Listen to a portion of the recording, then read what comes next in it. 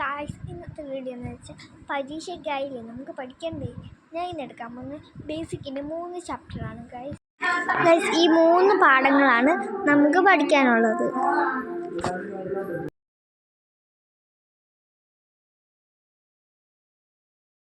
ഒന്നാമത്തെ പാഠം കാസ്കസ് ഓഫ് ലൈഫ്, രണ്ടാമത്തെ ദി എസൻസ് ഓഫ് ചേഞ്ച്, മൂന്നാമത്തെ ഫ്ലവേഴ്സ് ടു ഫ്ലവേഴ്സ് എന്നിവയാണ് നമുക്ക് പഠിക്കാനുള്ളത്. വാട്ട് ഈസ് മൈക്രോസ്കോപ്പ് എന്ന് ചോദിക്കുകയാണെങ്കിൽ to you observe micro organism അങ്ങനെ വേണം എഴുതാൻ.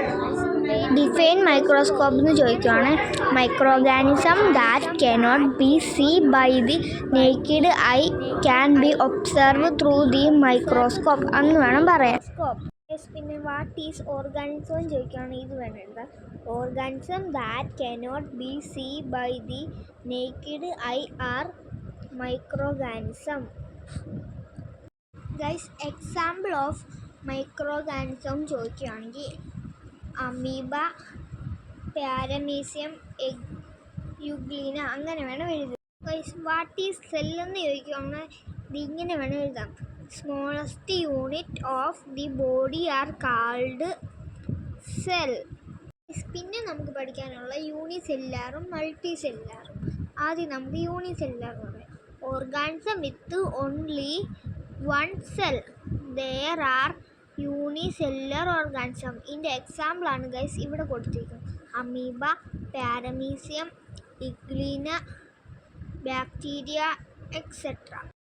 വാട്ട് ഈസ് മൈക്രോ ഓർഗാനിസം എന്ന് ചോദിക്കുകയാണ് ഇങ്ങനെ വേണം പറയാൻ. Organism with more than one cell in their body are called multicellular organism. Example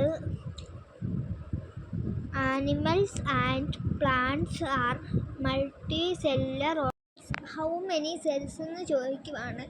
there are million of cells എന്ന് വേണം എഴുതാൻ. പിന്നെ ഇത് ഏത് സെല്ലാന്ന് ചോദിക്കുകയാണെങ്കിൽ ബ്ലഡ് സെൽ എന്ന് വേണം എഴുതാൻ. ഇത് ചീക്ക് സെൽ. ഇതിൻ്റെയൊക്കെ ഫോട്ടോ തന്നിട്ട് പേരെഴുതാൻ ചോദിക്കും ഗൈസ്. ഇത് മസിൽ സെൽ, ഇത് neuron, animal cell, white blood cell, cheek. പിന്നെ ഇതാണ് the cell of onion peel. പിന്നെ ഇത് ഗാർഡിയൻ സെൽ.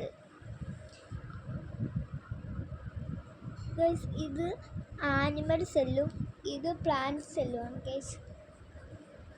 ഇതൊക്കെ നമുക്ക് ഇമ്പോർട്ടൻ്റ് ആണ്, ഇതൊക്കെ പഠിക്കേണ്ടതാണ് ഗൈസ്. ബാക്കിയുള്ള 2 ചാപ്റ്റർ ഞാൻ അടുത്ത വീഡിയോ ഇടുന്നതാണ് ഗൈസ്.